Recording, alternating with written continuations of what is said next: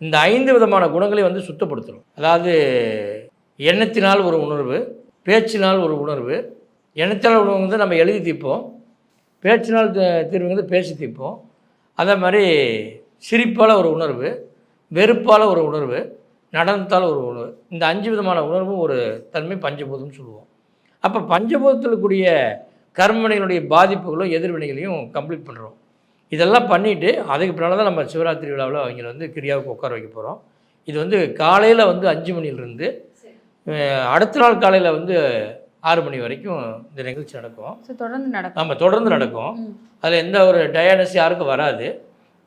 எந்த ஒரு தூக்கம் கட்ட மாதிரியே அந்த மாதிரிலாம் இருக்காது. அந்தளவுக்கு நாங்கள் எல்லாமே சேஃப்டியாக பண்ணிக்கிறோம்.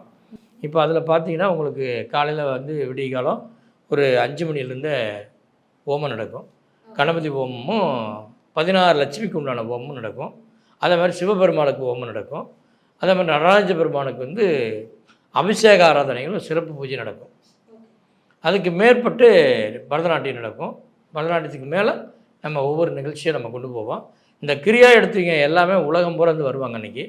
அவங்களுடைய அனுபவம், நான் கிரியா எடுத்து இத்தனை வருஷத்தில் நான் இந்த மாதிரி ஆயிருக்கிறேன் அப்படின்னு சொல்லி எல்லா அனுபவங்களையுமே அவங்க சொல்லுவாங்க ஓப்பனாக. அது மட்டும் இல்லாமல் புதுசாக வந்திருக்கிறது எல்லாருக்குமே இந்த அனுபவத்தை வந்து ஷேர் பண்ணி இன்னும் என்னென்ன நோய்கள் குணமாகுது, எந்தெந்த மாதிரி விஷயங்கள் இருக்குது, புது புது விஷயங்களை நாங்கள் சொல்ல போகிறோம் அந்த இடத்துல. அதுக்கு நான் எல்லா அத்தாரிட்டியும் கொடுக்க போகிறேன்.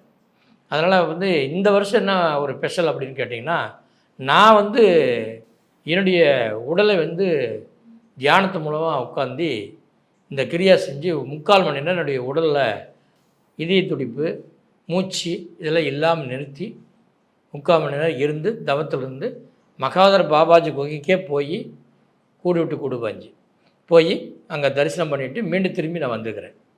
அப்படி பண்ணதை நான் ரிசர்ச் சென்டரில் வச்சு நான் ரிசர்ச் பண்ணிக்கிறேன். அதனுடைய நில விவரங்களும் என்கிட்ட இருக்குது.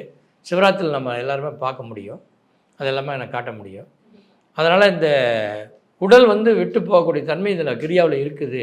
கூடு விட்டு கூடு கூட பாயலாம் அப்படிங்கிற ஒரு சக்தியை நான் சொல்லுவதற்காக இதை சொல்லிக்கிறேன். அதை பற்றி நீங்கள் ஆழமாக தெரிஞ்சுக்கணுன்னா சிவராத்திரி வந்து தெரிஞ்சுக்கலாம், ஒன்றும் தப்பு இல்லை.